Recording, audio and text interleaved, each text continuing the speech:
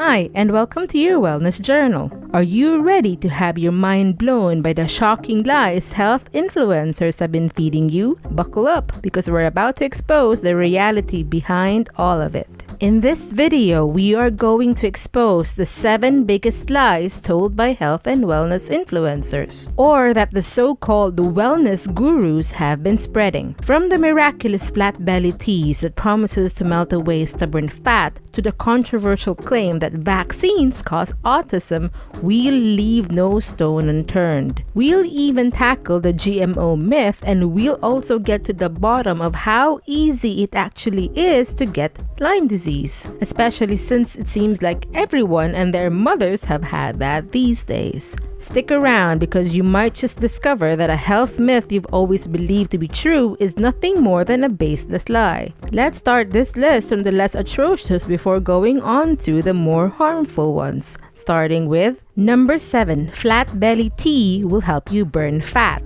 One of the biggest lies spread by health and wellness influencers is that flat belly teas help burn fat and achieve a slim midsection. In reality, these teas are a marketing gimmick and are not an effective or healthy way to lose weight. If you've been on social media in the past few years, you may have seen prominent influencers like those of the Kardashian-Jenner clan promote these teas. Khloe Kardashian has faced backlash for advertising them on Instagram, claiming they assisted weight loss. Her sisters Kourtney and Kylie have also promoted similar products. Nicki Minaj and Jordan Sparks and fitness influencers have popularized these teas too. But despite glamorous endorsements, science doesn't support the hype. These teas often contain senna, a laxative that can cause cramping, diarrhea, and dehydration. Experts warn that these products are dangerous due to poorly regulated ingredients and potential medication interactions. The bottom line: there is no substitute for a balanced diet and regular exercise for effective and sustainable weight loss. So, beware of any influencer trying to sell you a magic tea to flatten your belly. In the end, it will only flatten your wallet. Now, on to a quack and not a doc. Myth number 6. Homeopathy is real medicine. Trust me, I understand the urge to want to believe homeopathy is real because it feels like it is, and it is being marketed as a natural alternative to actual medicine. Its appeal lies in that it gives you the sense of control where you don't have to rely on big pharma to get your cures. But the truth is, it's not real medicine at all, and for the most part, it's not really giving you anything, just sugar water and the placebo effect. The belief that homeopathy is real medicine is indeed a persistent myth. Conceived in 1796 by Samuel Hahnemann, homeopathy is based on the idea that a substance causing symptoms in healthy people can cure similar symptoms in sick people when diluted. Homeopathy then gained popularity in the 19th century, but skepticism grew in the 20th century as modern medicine advanced. Numerous reviews and meta-analyses show no reliable evidence that homeopathy is effective beyond the placebo effect. Homeopathic preparations are often diluted to 30x or 200C, so extreme that no active ingredient remains. For instance, a 30x dilution equals diluting 1 ml of a substance in the Atlantic Ocean's volume. At 200C, it's like diluting 1 ml in the known universe. Studies claiming positive results are often flawed and biased. Relying on homeopathy instead of evidence-based treatments can worsen conditions and can be deadly. Homeopathic products are poorly regulated, sometimes containing toxic substances or higher doses than listed. Homeopathy industry spreads misinformation for financial gain, deceiving patients and undermining public confidence in science and medicine. Despite tradition and placebo effects, the lack of scientific plausibility and reliable evidence makes it clear that homeopathy is not valid medicine. It poses real health risk. Now, moving on to something that you might actually believe to be true. Myth number 5. GMO food is bad for you. The claim that consuming GMO foods will alter your DNA is simply false. Numerous studies, including a comprehensive review and critical reviews in biotechnology, have concluded that GM foods are digested the same way as conventional foods and have no effect on human DNA. There is no scientific evidence that supports the idea that GM foods can transfer their genes to the humans who eat them. Another myth is that organic foods are pesticide-free while GM crops are loaded with harmful residues. In truth, both organic and conventional foods contain trace amounts of pesticides, but levels are tightly regulated to ensure safety. Studies, including one in the Journal of Toxicology, have found that pesticide residue in both types are negligible and well below safety thresholds. You might even be interested to find out that a meta-analysis in PLOS One found that GM crops reduce pesticide use by up to 37% on average, potentially leading to a lower residue compared to conventional crops. There is a clear scientific consensus that GM foods are as safe as their non-GM counterparts. Major organizations including the WHO, AMA, and NAS have affirmed the safety of GM crops based on extensive evidence. These are expert opinions based on rigorous research.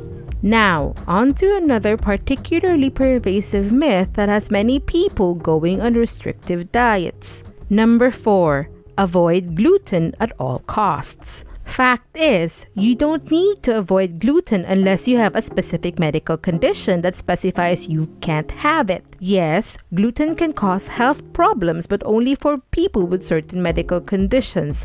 I want to stress that for most people, gluten is safe. The main gluten-related disorders are: number 1, celiac disease. This is an autoimmune disorder where gluten triggers the immune system to attack the small intestines, causing symptoms like diarrhea, abdominal pain, and weight loss. For people suffering from this, a strict gluten-free diet is the only treatment. Number 2, wheat allergy. This is an allergic reaction to wheat proteins causing digestive symptoms, hives, and anaphylaxis.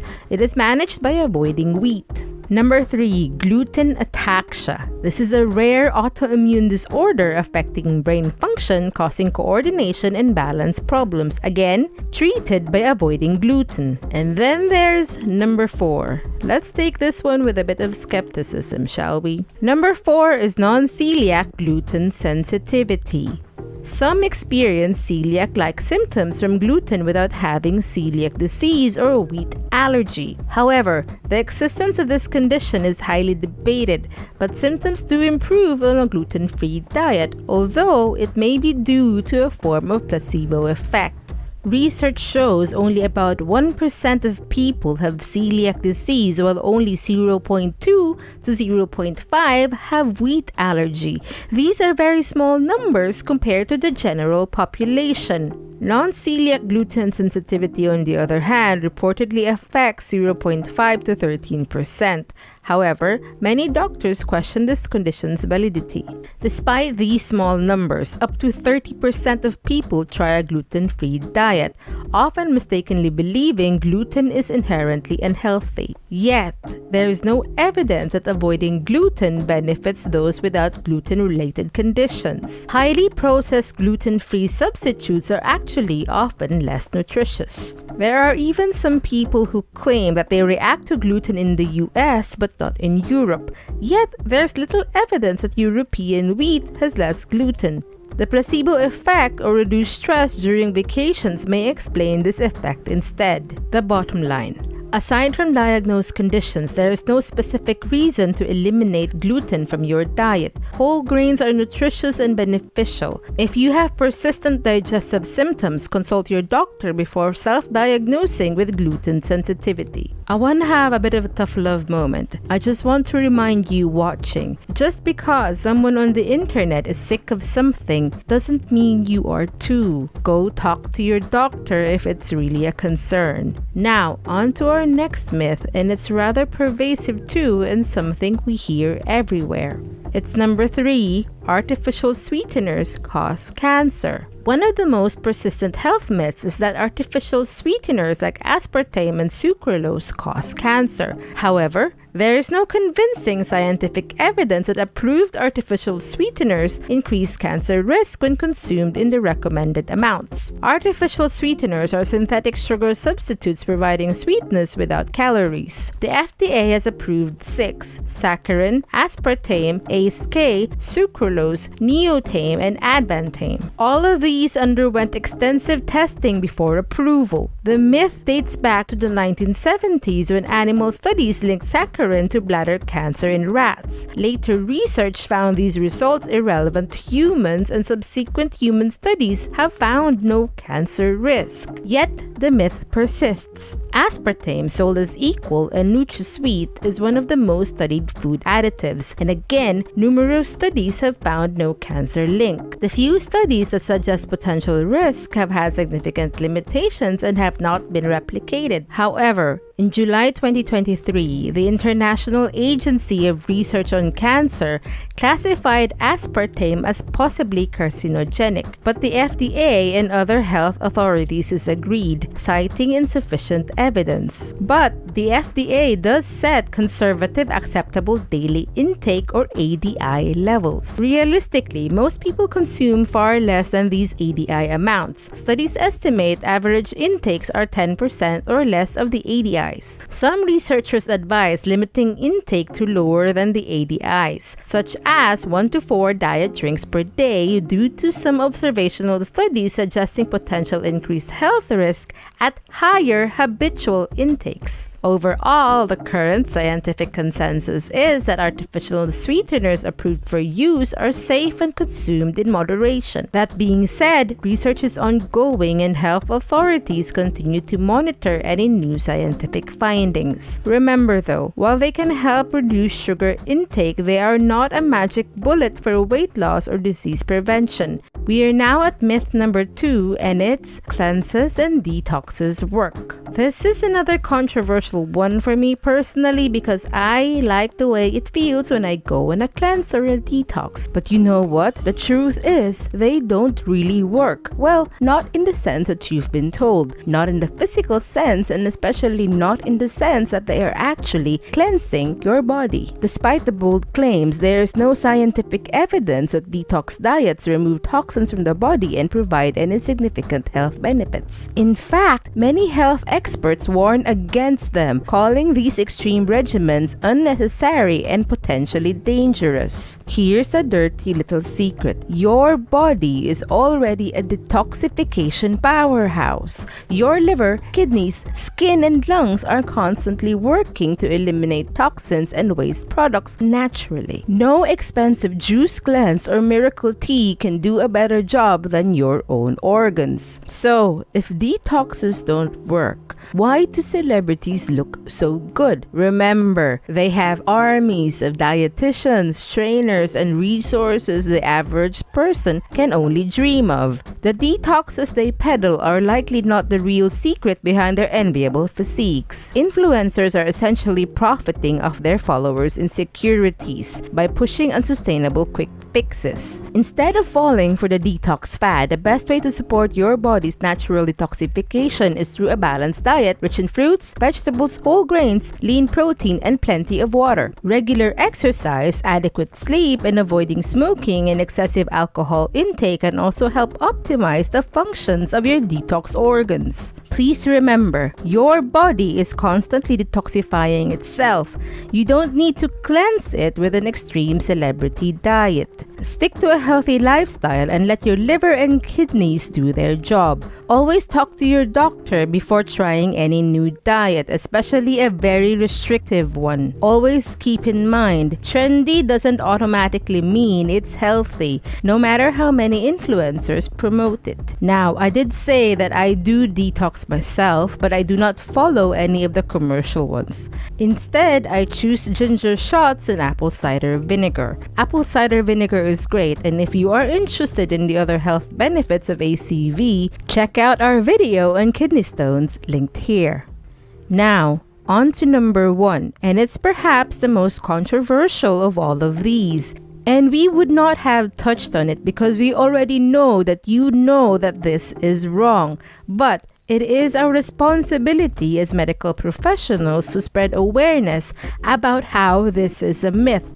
And it's number 1, vaccines cause autism. The myth that vaccines cause autism originated from a small 1998 study done by Andrew Wakefield that claimed to find a link between the measles, mumps, and rubella vaccine, or the MMR vaccine, and autism.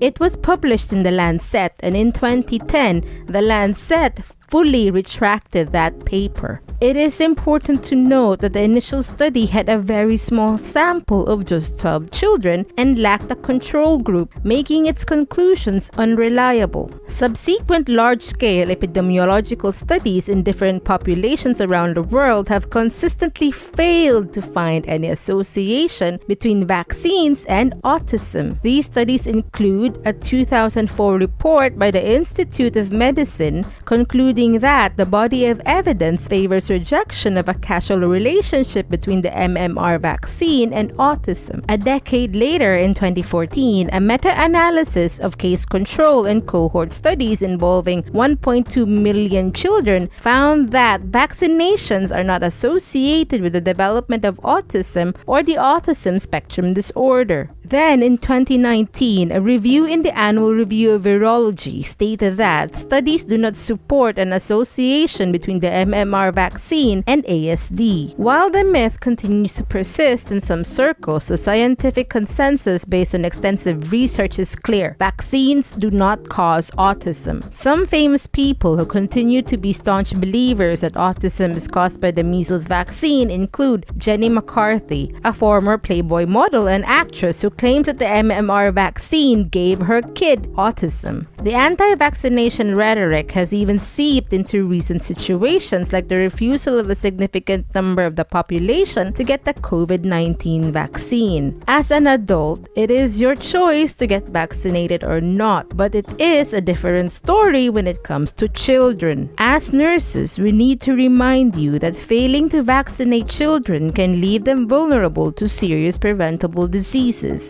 Before we close out this video, there are a couple more honorable mention myths I want to touch on. Number 1, microwaving food reduces nutrient levels or causes cancer. This is false. Microwaving does not destroy nutrients in food any more than other cooking methods. There is no evidence that this causes cancer. Number 2, Lyme disease is easy to get. Even though it seems like a popular diagnosis, it is not as easy to get as you may have been led to believe. Check out our short on this one for more information. Number 3, fluoride is a neurotoxin. Another falsehood. It is not, especially not in the levels that are present in the fluorinated water you drink. And number 4, chiropractors are quacks. They are not. This myth may persist because chiropractors are not actually medical doctors but have undergone extensive training for the therapies that they do. To make sure that you get the best treatment from a chiropractor, be sure to go to a licensed one. We have so many more of these myths up our sleeves, so if you'd like a part 2 of this video, let us know in the comment section below. And if you'd like more science and fact-based videos on health and wellness from a channel run by nurses, consider subscribing and hit the bell icon so you get notified whenever we post something new. There you have it, our video on the 7 biggest lies told by health and wellness influencers. If you found it helpful and you haven't done so yet, please like the video now. We are your wellness journal. Have a healthy day.